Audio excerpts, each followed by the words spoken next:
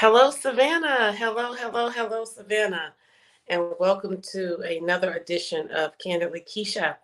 It is so good to be with you on this Monday night. Listen, I don't have much by way of information sharing outside of a few council updates I want to share with you. And some information with regard to our Georgia General Assembly.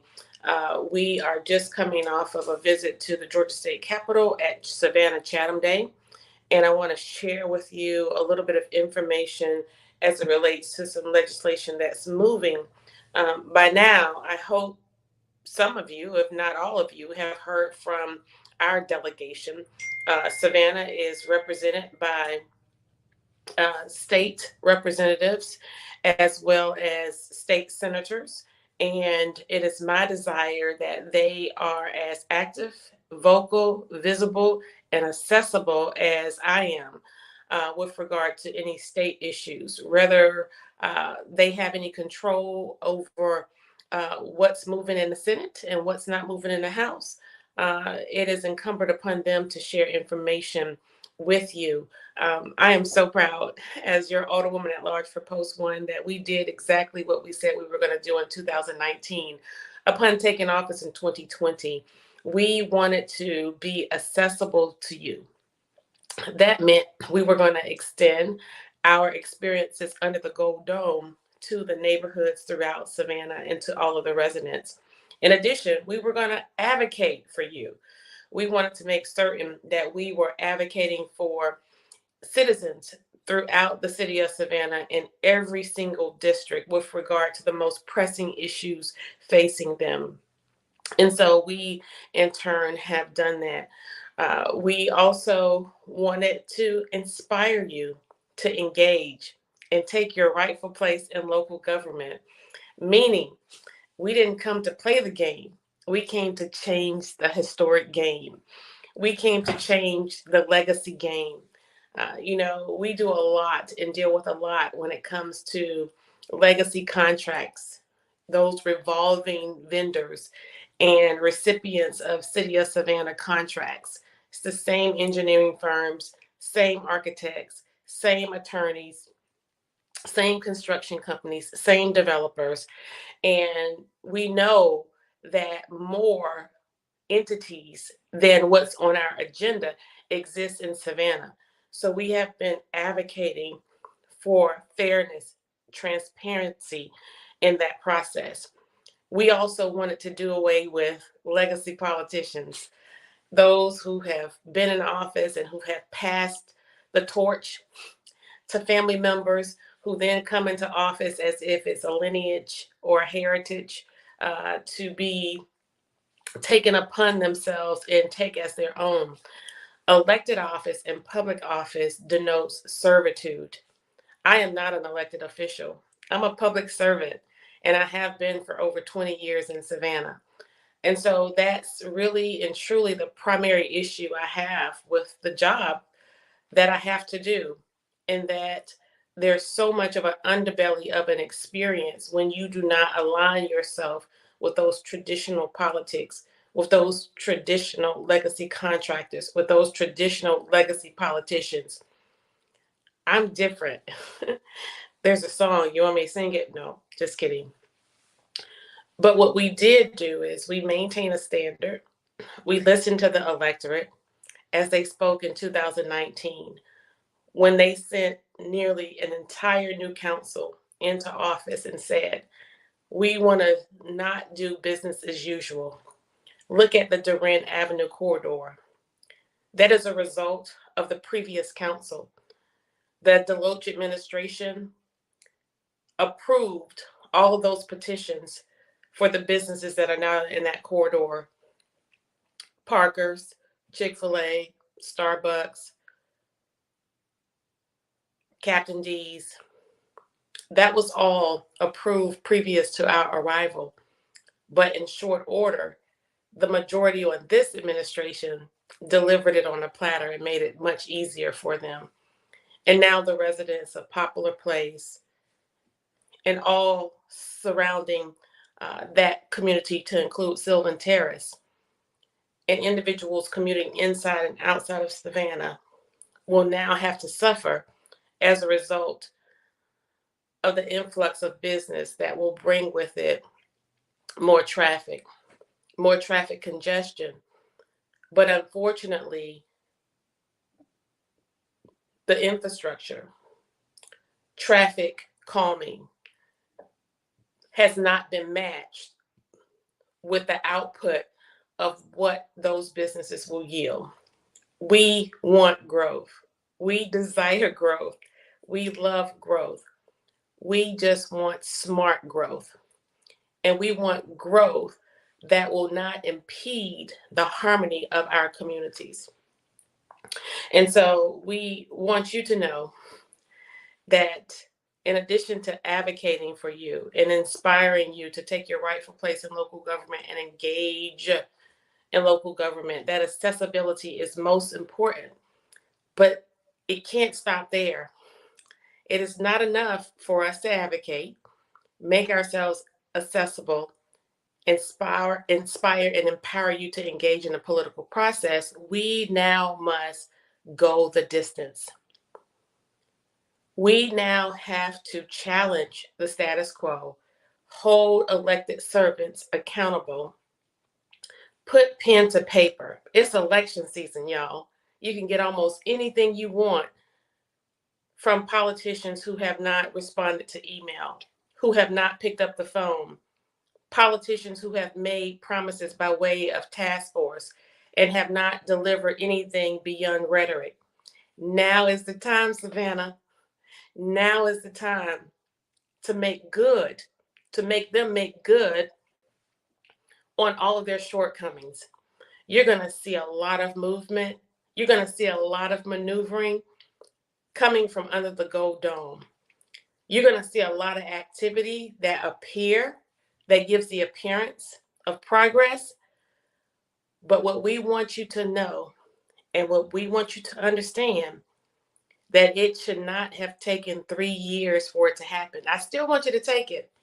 And people have said, you know what, Kesha, you should not share too many of your platforms and your plans with regard to what you intend to do when you take office, because they'll hijack your ideas and make them your own. Well, I say to those individuals, thank you, I appreciate it, but the ideas, in fact, are not my own. And I don't intend to succeed so much so. I'm not so desperate to win and succeed as to withhold opportunity from the citizens of Savannah right now. You know, we are beyond 50 days and we have not had a homicide. That's something to be proud of. That's something to be grateful for. I don't desire another family to bury a loved one to gun violence or for there to be lives snuffed out, because I don't want the right decisions to be made right now. Hiring Chief Gunther has proven fruitful for the Savannah Metro. Within the 2-week period, less than 30 days, the morale within the police department went way up. Crime dropped way down, particularly gun violence and homicide, by 90% in less than 30 days of him being in office. We could have done this when I advocated for it within my first year. In fact, my 3rd month in office, we were advocating for change in the police department before the mass exodus, before the hemorrhage of police officers, some of our most seasoned and veteran officers. You know, y'all are welcome back, right? Apply, apply, apply, come back, come back, come back. We got this lateral program going on. We need you. So I say all of that to say, we will not withhold ideas like how do we continue to clear our streets with dignity of homeless persons who pose a threat to themselves as well as to other citizens. We want a very aggressive and proactive approach to doing that. We want there to be more compassion than clearing out the homeless camp that this very administration contributed to. This administration, administration and council members and the mayor encouraged and fostered a way for citizens to go down under that bridge. Notwithstanding the fact that they went down there with cameras and lives and videos and the news cameras to feed people, to create a tent city with tents that were not weatherproof. And with the first light rain, it proved that they were not very useful. That went on for a full 18 months, to the fact that it became one of the most undesirable areas in Savannah. But because developers at the Eastern Wharf saw that that area was now desirable, all of a sudden a fire occurred. And we, in one full act, decided that one legacy contractor could go in and clear it out. And now it was unfit for human habitation. After years of those individuals being down there, now many of those individuals are taken up in our downtown corridors, which has resulted in lots of interruption to business, lots of traffic of our homeless citizens who have mental health challenges that are not diagnosed and untreated, that result in other problems. So much so that a lot of them have even trickled over into the Midtown and South Side area. It was a problem that we, again, invited. So do I want to withhold all of my trade secrets in terms of how to alleviate those issues, how to reduce those issues? No, I don't want to hold that to myself for another 9 or 10 months until I take office. No, we want this mayor to get it right now. Nonetheless, in November 2023, you can pass the torch to me. I like that one. Okay, so we want to continue to make mention and make known those issues that are so close to what citizens are actually now starting to feel. For many months, we have been led by irresponsible media in the form of Savannah Morning News, WTOC, WSAV, to the extent that people were not as aware and knowledgeable of what really was happening. But now the airways are not strong enough, and there isn't enough ink, paper, and irresponsible journalists like, I can't even think of the person's name, Bill Dowers, what's the other guy's name? Will Peoples, what's another really mean one? I can't think of his name. Somebody put his name in the chat. Adam Van Brimmer. Yeah, that guy. There aren't enough of them, and their talent is not as strong to fool the citizens of Savannah, to continue to fool the citizens of Savannah. I have said from the beginning of time that the media in their complicitness becomes culpable in where we are in our community. The media plays a really huge role in how engaged citizens are, how knowledgeable they are, and how much they can hold elected officials accountable. But when you insulate and hide behind issues, insulate people and hide behind pressing issues,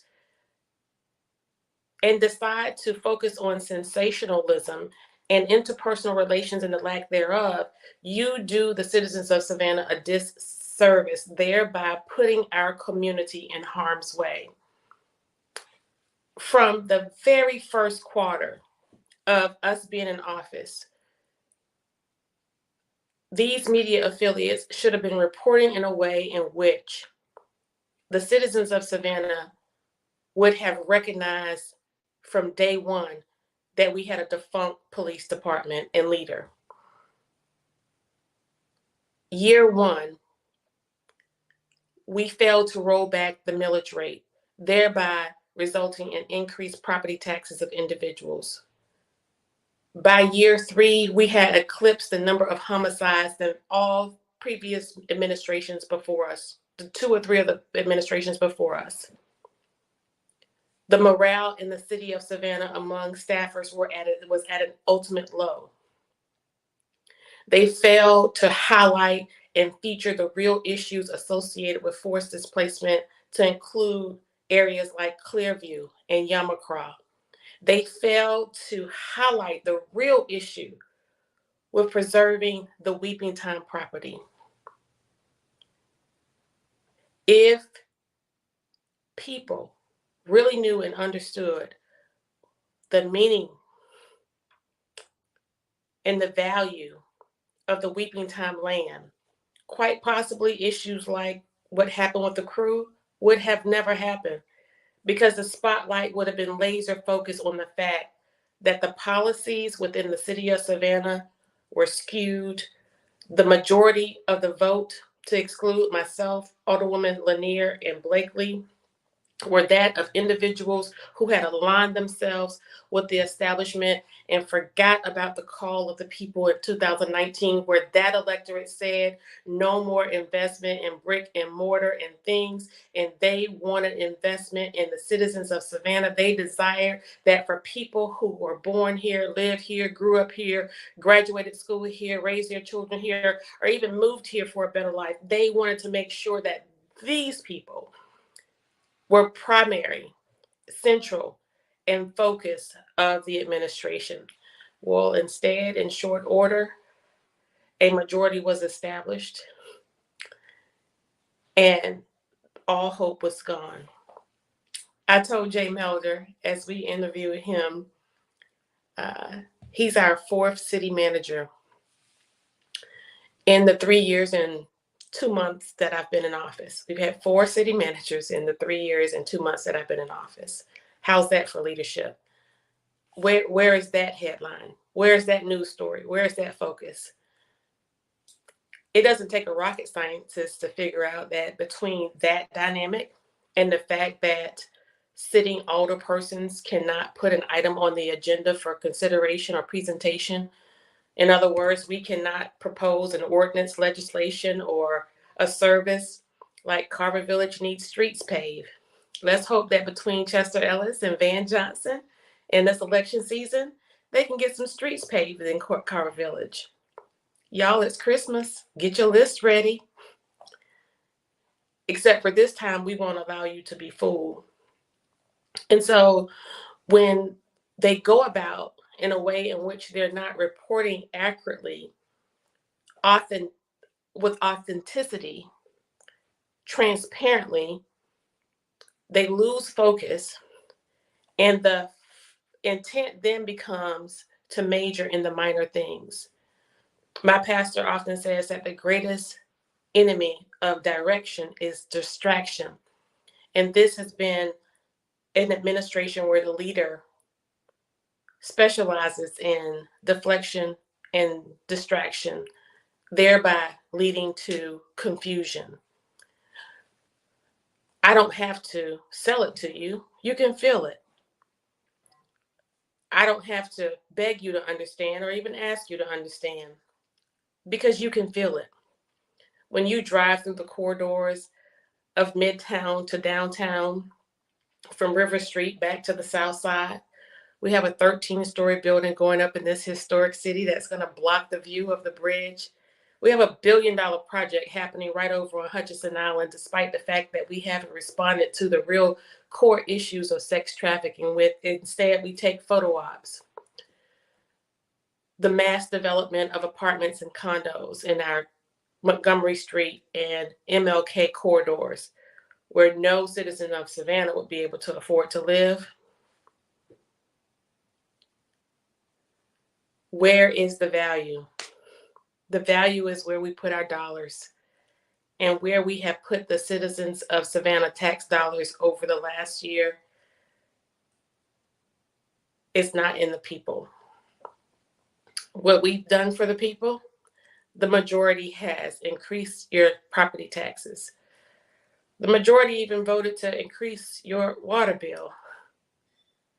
And so what we are left with is, as I was saying before, the city manager was our last hope. Well, that hope is gone. And it is my hope that as we take office in 2024, that there will be enough to salvage. There will be opportunity, real opportunity, where we engage in relations, not negotiations, not collaborations, but when we engage in true relations with individuals who have not reciprocated all that they have gained from doing business in and with the city of Savannah. That includes our universities, our nonprofits, as well as our ports, and not to mention tourism. It is high time that we become our brother's keepers. And for too long, people whose backs this community was built on and continue to be built on receive less and less and less, while their families suffer more and more and more. I digress. What we want to move on to now is some information we want to share by way of updates with regard to our last city council meeting. St. Joseph's Cantler, kudos to them for once again contributing to our housing fund. Since I've been in office, there have been millions of dollars of contributions to this housing fund, this notorious housing fund.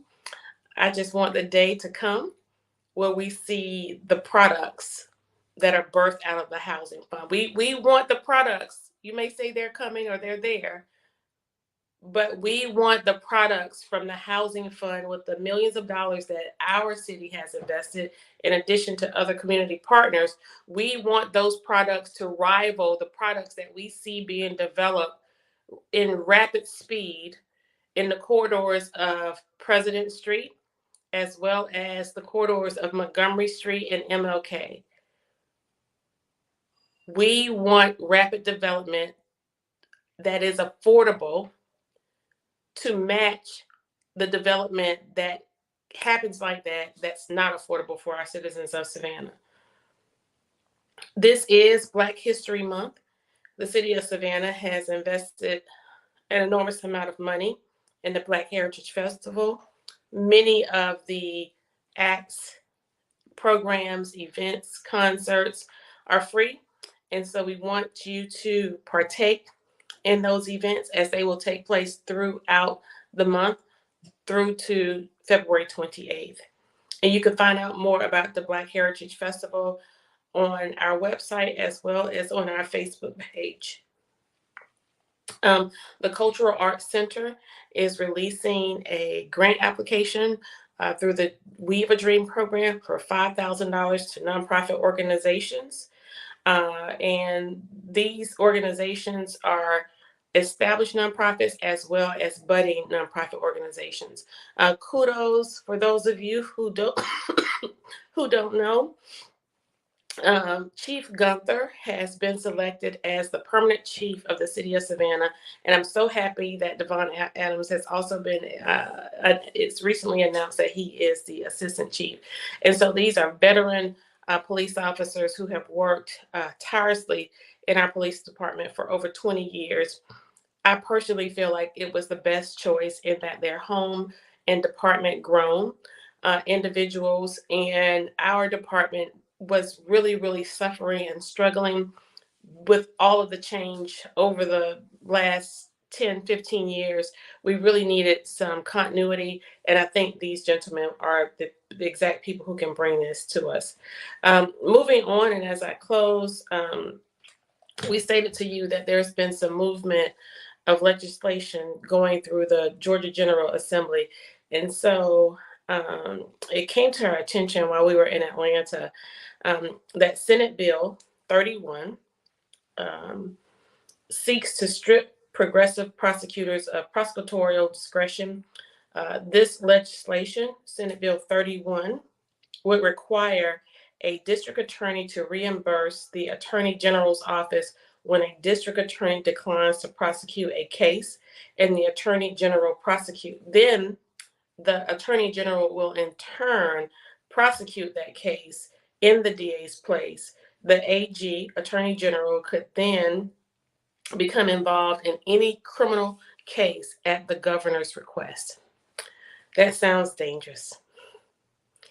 And it sounds like a slippery slope of a situation that should be a little more thought out than just introducing a bill of this magnitude without the buy-in and consideration of the public. This would affect all district attorney's offices in the state of Georgia, all prosecutors in the state of Georgia. So we want you to contact your legislators and let them know that you now know more about this bill. You now know more about this legislation, and you want more information, but more than that, find out from them where they stand on this legislation. What is their input, if any, and have they talked to, collaborated, or had communication with any of the representatives or senators who may be authors of the bill? And just ask questions. Why is this being introduced, and how would this impact Chatham County? Another bill or two that are also similar and being considered are two bills related to recalling a district attorney by a 2% vote. So we can only imagine what this is all about. There are a litany of other pieces related to some House bills that I basically found interest in and kind of raised my brow a little bit. One was for is Senate Bill 3, and this is relating to organization of executive branch generally so as to require state departments. Oh, I have a guess.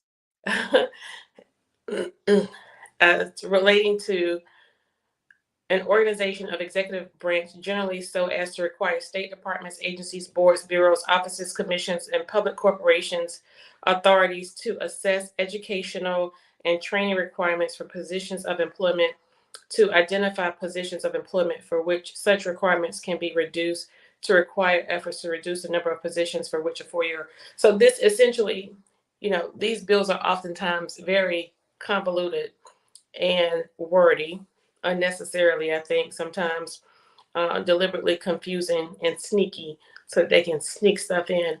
But apparently, they are reducing the number of requirements to include positions where you will not, reducing the number of positions where you need a 4-year degree on those various levels at the state. Then it was House Bill 349. I pulled this one as it relates to professions and businesses so as to repeal Chapter 10 relating to barbers, cosmetologists, and enact a new chapter that reorganizes, modernizes, and clarifies all aspects of current regulations of the practice of barbering, hair design, cosmetology, and nail care through the State Board of Cosmetology. So I pulled this one just because I have a lot of friends and family members who are barbers and cosmetologists and nail techs. So House Bill 349 is going to affect your business in some regard. So call your state representatives and find out what's going on with that as well. And then it was House Bill 348, piqued my interest for some reason here. Let's see.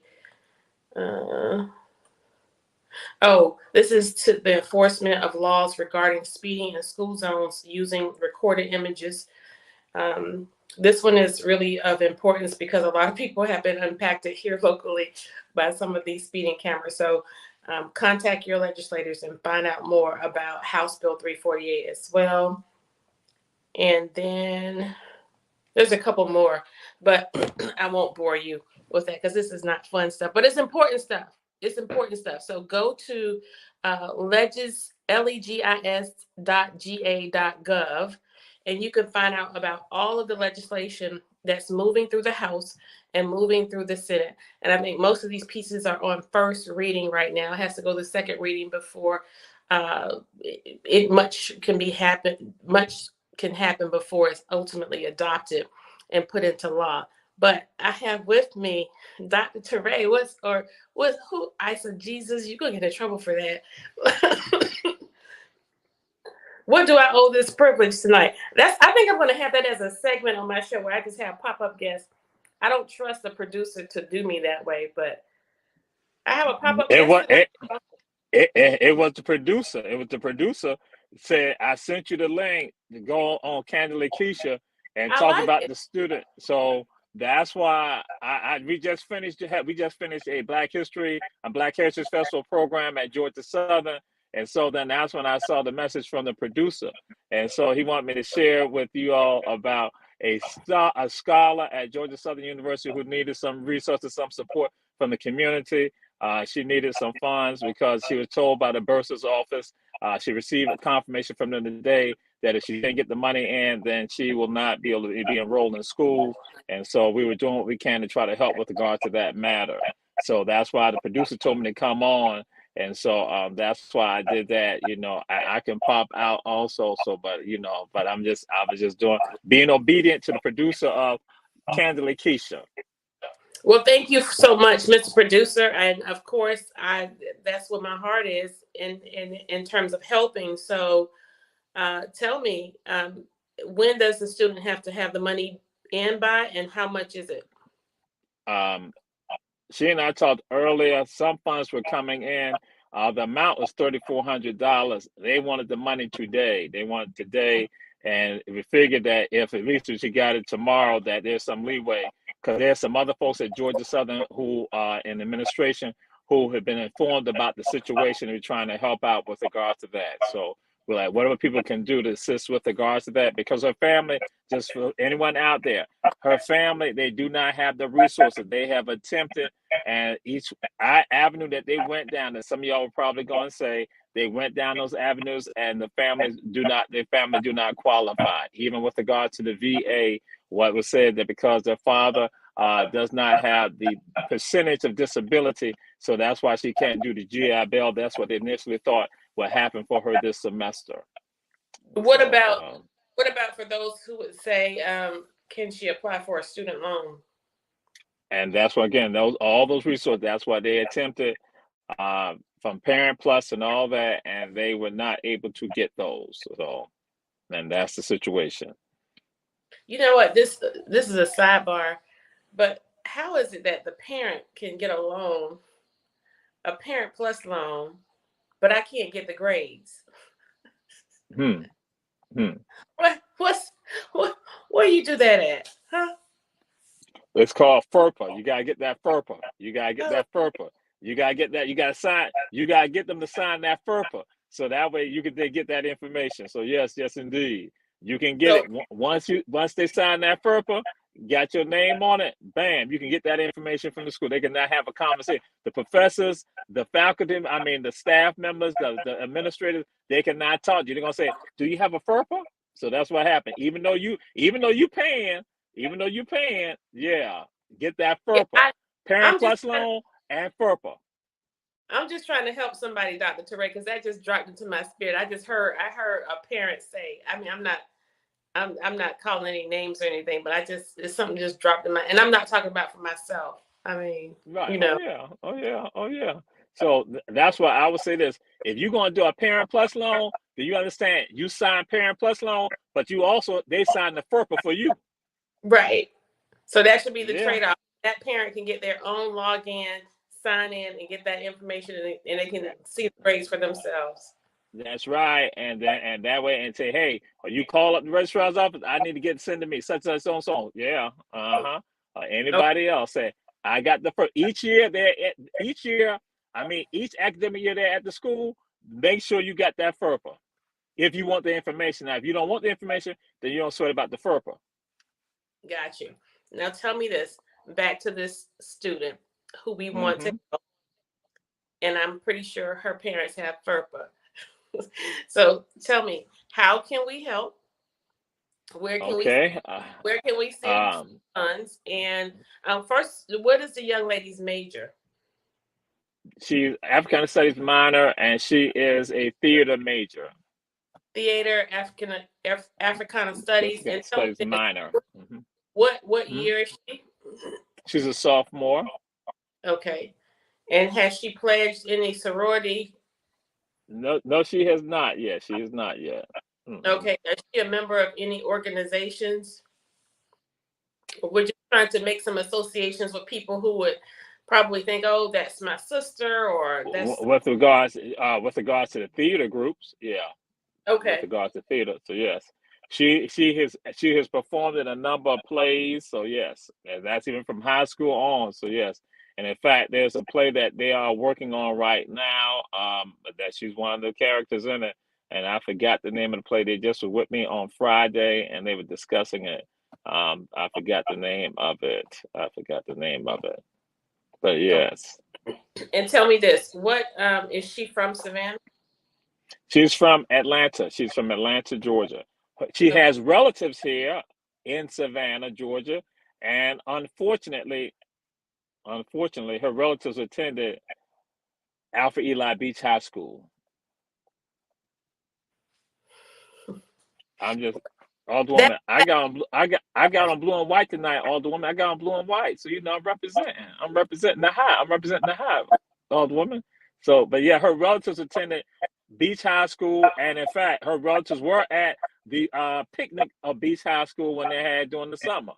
So, Well, that's awesome. Well, this may not be too terribly unfortunate because we want all of our Beach High School listeners to be among those who would donate to this young lady. And you know that the Beach High School Bulldogs, they love real hard and they support their own very much. So tell me again, how is it that we can contribute or make a donation to this young lady? I'm hoping that the producer has the text message that I sent, because what I have to come out because I got you on my phone and then come back in, and I'm not certain if I'll be able to come back in. With the producer, I'm hoping that the producer, he can put it in there so people can go and see it. That's what I'm hoping, because I had sent them, with regard to the Zelle and also the Cash App. Um, so that way he can do it. If not, I can do it, but I'm gonna have to maybe come back in just in case. But so, Mr. Okay. Producer, are you able, just say yes, Mr. Producer, or say no, so then we know how to handle it. Well, Uh, either uh, way, at some point we will be able to let me. put in our chat so that we can provide support to the young lady. I thought maybe I had it as well, but I don't. Okay. The producer said yes. So yeah, that's what we talking about. Our Black media. They say social media is not the news. Social media is the news, especially our Black media. Kandily Kesha. That's what I'm talking about. That's why I said these are geniuses right here. I'm surrounded by geniuses. I'm just the unstable idiot. I'm just the unstable idiot, the unstable cousin. Okay, and I think I have it right here also. So for those of you who I want you to listen to me right now, not Dr. Teray. It's dollar sign. Excuse me, I'm suffering with some allergies today, allergy issues. Dollar sign MAKAYLAHSB.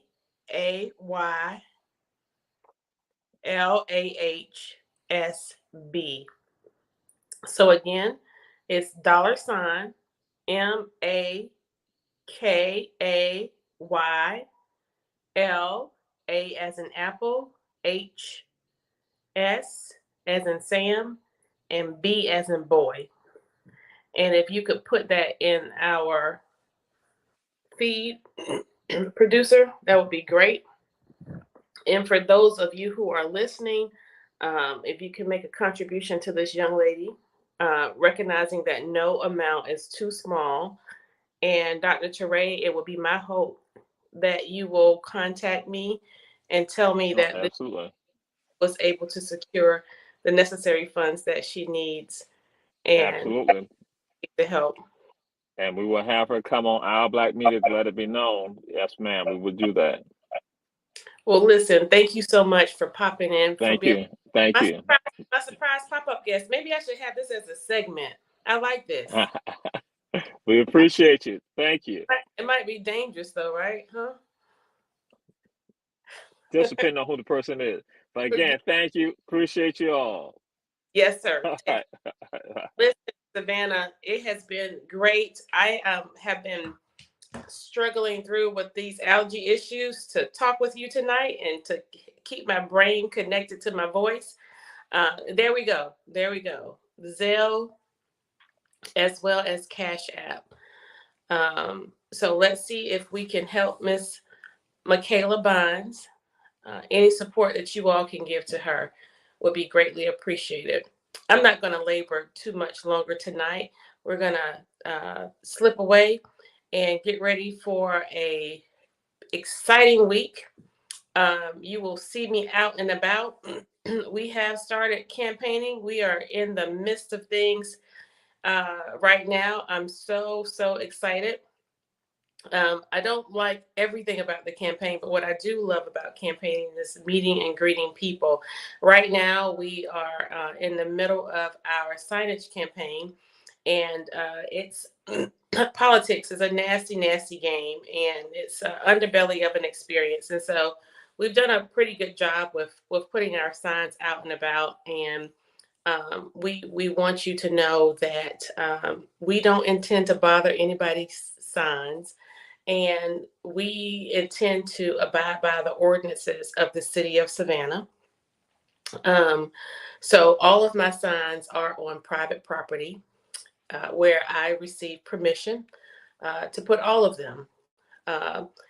Some businesses as well as some homes, and these are individuals who um, support our campaign and support my efforts to become the 68th mayor of Savannah. And so removing my signs or vandalizing my signs is a crime. It's against the law. And so we want to encourage individuals who are connected to other campaigns who may be directing people to do these things to redirect them not to do it. We do not intend to meet that level of pettiness with that type of behavior. Nonetheless, many of the signs are under surveillance, and so we are not above going the distance when it comes to holding these individuals accountable because these signs cost. And it's painful for me to spend money in politics. It's a part of politics that I really hate. After being a public servant of nonprofit charities for over 20 years, raising money for politics is the worst thing. Well, it makes me nauseous. But I realize I have to do it to compete, right? And so when we do that, I want to make sure that we're being a good steward over the dollars, but also that I am taking steps and actions to protect the goods that I use, whereby these purchases are concerned. And so if you see something, say something, or if you see one of my signs falling down, just call me. My number is posted on my personal website for the campaign, and that's kgc68mayor.com. kgc68mayor.com. We are a little bit under construction on the website, but it has as much content that you need right now. But there's also a donation button there for you to contribute to our campaign, and we'll come back and talk to you about that a little later. But I just wanted to add that little bit in before we close as well. I could be here with you all night. I don't know, producer, are there any questions that I missed? I saw some popping up as I was talking. But is there anything pressing, or a big question that you want to share with me that I may have missed? How come the city hasn't made an announcement about water being out. Our water. Jasmine. Oh, Jasmine, your water is out in the Highlands? I had no idea. I didn't know about that, and I don't think your district older person knows about it. I will check into it. I will check into it as soon as we get off of the phone. Okay. The whole time Van has controlled council, nothing significant has been done. Correct, Mr. McMasters. Yes. What did you find out about the other councils do their agendas? Um, so we have had the opportunity on taxpayer dime to travel to many conferences, about two or three per year since we've been in office. We attend maybe two National League of Cities conferences and maybe two Georgia Municipal Association conferences. That's GMA and NLC. And at each of those conferences, I always survey members of council. The beauty of attending these conferences is we have an opportunity to trade stories, trade ideas, or to share in our experiences. And these are cities from National League of Cities, it's cities from all across the United States. And they range from very small cities with fewer than 5,000 people to larger cities with hundreds of thousands of people, as well as with the Georgia Municipal Association. Of all of the council members I have surveyed, and I have done some of this surveying live. Many of you may have seen my lives where I stop council members in the corridors after class or after the session is over, and I ask what their legislative process entails. Like, what does it take? How many members of council does it take to introduce legislation for consideration, or introduce an idea, or present for consideration of an ordinance? How many people on council, of your council members, does it take? And nowhere in the United States, nowhere in Georgia, does it take a majority. Like here in Savannah, a majority is 5 members of council. It takes 5 members of council to vote something up or vote it down, but it also takes 5 members of council for me to even get it to see the light of day. And that doesn't happen anywhere in the United States. It doesn't happen anywhere in the state of Georgia, except for here in Savannah, the great state that resides in the great state of Chatham. And so that becomes problematic because what that essentially does is, not only does it contribute to voter suppression, meaning I can't carry your voice, I can't carry your interests, which is why we've had to be sort of loud about backdooring our way into getting things done in the public, encouraging groups and organizations to mobilize, like the Susie B. King Taylor activist group. Mobilize, make your voice known, go public, come to City Hall. That's the only way we can get items to see the light of day. It's the backdoor our way into the agenda.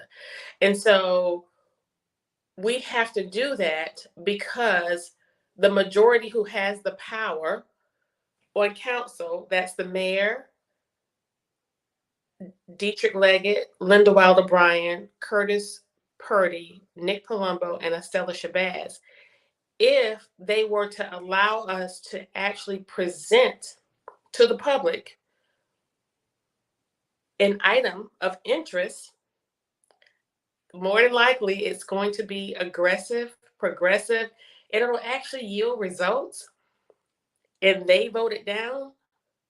You, public, you, citizens of Savannah, will then see where their real intentions are. You will actually see you're going to vote down an opportunity uh, to support rent control. You're going to vote down an opportunity to provide services, activities, or funding to help us uh, alleviate our community from sex trafficking. You're going to actually vote down uh, an item, legislation that we can bring into our fold as an ordinance that will support our property owners from having their properties sold on the tax steps. Yes, a lot of that is regulated by the state, but you know what? There are opportunities and guidelines and interests that we can come together as a council. We don't even communicate, we don't talk. We've never met as a committee. We don't have committees, we don't have groups. And that's the other difference between many of those other commissions and councils that operate in the United States and the state of Georgia. They actually have work groups or they have committees whereby they get together with other citizens in their community or each other, and they can select a task, select an item, and figure out collectively how do we solve the issues related to our communities that need sidewalks in all over Savannah as opposed to just one area of Savannah. How do we respond to communities where there is environmental pollution like Ogeechiton? How is it that we can get street calming devices beyond some of our coveted areas and communities in some of the areas that need it, like Jackson Can Park? So we desire for there never to be a community that is identified as an underserved community or in Savannah, or an ignored or marginalized community in Savannah. The resources are far too great for any community or neighborhood to lag behind. I'll take one more question if there's another. So to answer your question, John McMaster's, it doesn't exist anywhere in the United States. Who's paying for a police precinct on Hutchinson Island? The citizens of Savannah will pay for the police precinct on Hutchinson Island ultimately, albeit it's partially a huge state-funded project where the construction is concerned.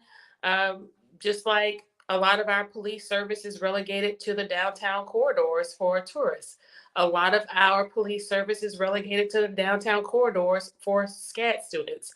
A lot of our police services are relegated to those individuals who visit Savannah and tour Savannah. And so I would imagine that that same formula would be met. And this is one of the things that we have been advocating for. Our police department, since our arrival on council, has been down over 100 officers. We're just at a little bit under 100 officers right now, or right at it. I don't think we've done much better. Where's my sign? 5 members. Yeah.